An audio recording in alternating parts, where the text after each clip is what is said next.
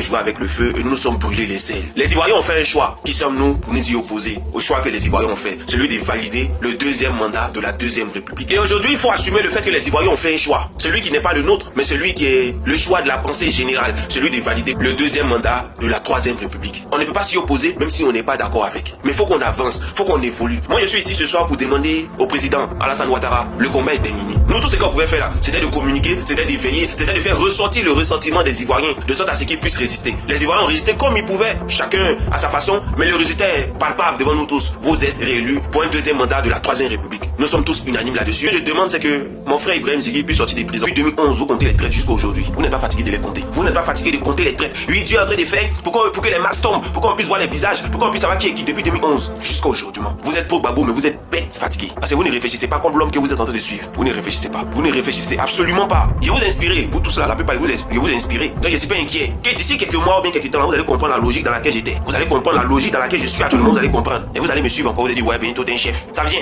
C'est pas pour vous, mais ne mettez pas les émotions dans tout ce que vous faites.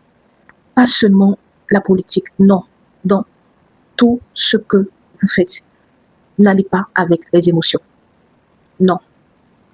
Et faites des choix rationnels. Faites des choix réfléchis. Posez des actions réalistes. Ne prenez pas de décisions dans les émotions.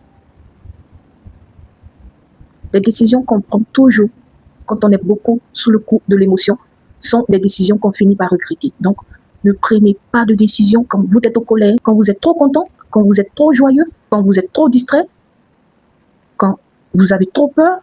Non. Toutes les décisions qu'on prend dans les émotions finissent par nous créer des problèmes.